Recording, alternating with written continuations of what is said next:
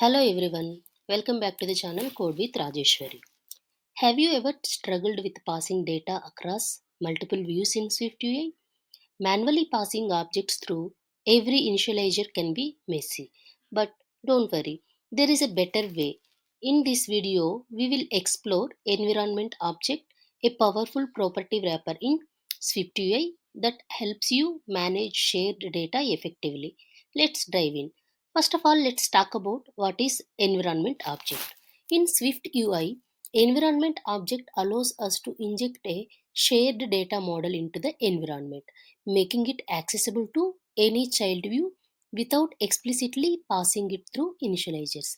This simplifies state management and makes codes cleaner. To use environment object, we first need a data model that conforms to observable objects.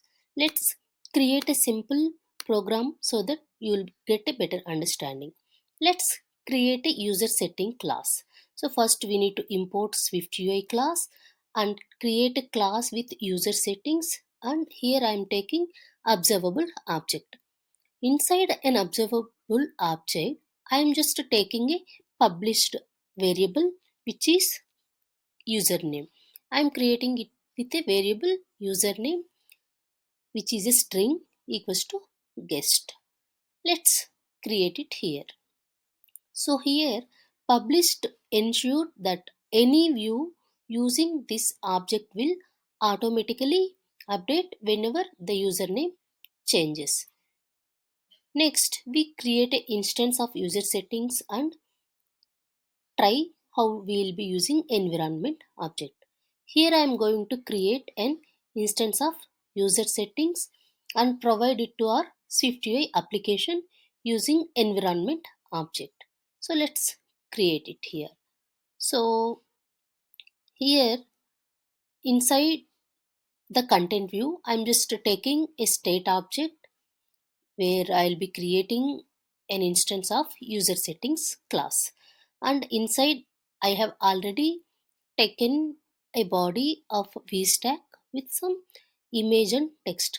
We'll change this later. Just I'm creating a user settings class instance to use it as an environment object. Here I'm just deleting because we don't need the vstack here.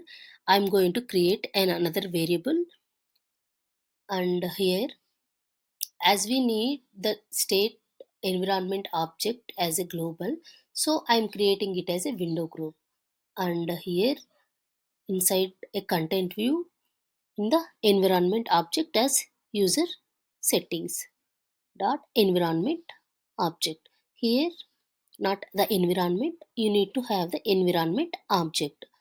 So let's change this to environment object. Let's type it here. So environment object, we have to pass the object here, so which is we have created the observable object, right? That we have to pass it here. So here I'm just taking the user settings. So by using the state object, we ensure that user setting is created only once and that persists across the application. Now in any child view, we can access user settings using environment object without needing to pass it manually. I am creating a profile view structure class here, and here I am creating a environment object. Let's create @environment object.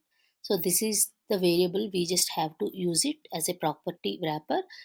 So environment object variable user settings of user settings, so which we have created it as in global. So user settings, yes. So after that, creating a variable of body which we have to display it and we have to see it in visually in the screen view. Inside vstack, I'm just trying to take and display a text of welcome, and one more is button. So what I'm planning to do is here, so whenever I click on the change name button, I should see the updated value in the text.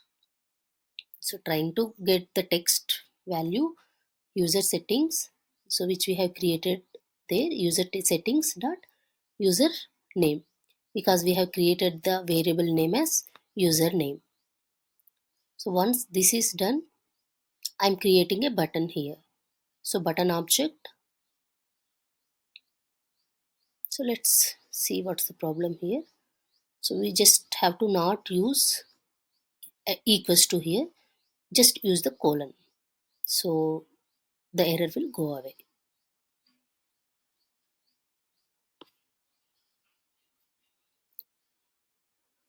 So create a button object here, button of, I'm just giving the title as change name,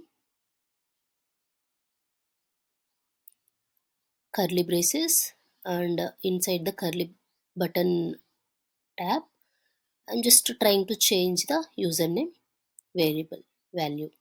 So user settings start, username equals to Rajeshwari, I'm just giving my name. So the profile view will automatically gets access to user settings and updates the username when the button is clicked. Let's see in action how the value will be updated here, and try to see how we are going to receive the action. So let's see in action. When we update the username in profile view, it reflects everywhere else in the app automatically. Clicking on the go to profile, so initially the value is guessed. When I click on this change name button, so it will be automatically updated the value with Rajeshwari Pulikanti. So click on it here and you will see the Rajeshwari Pulikanti. So go back and come back here again. You should see the updated value. So here are some key things to remember. Always provide an environment object before using it in child views. If not, your app will crash. Use state object in the root view to ensure proper initialization. And for global data like user settings, themes, or authentication, not for small pieces of state. And that's how we use environment object in SwiftUI. It simplifies data sharing, reduces redundant code, and makes your app more maintainable. If you found this video helpful, don't forget to like, share, and subscribe to watch more videos like this. And if you have any questions or ideas for future videos, feel free to drop them in the comments below. Thanks for watching.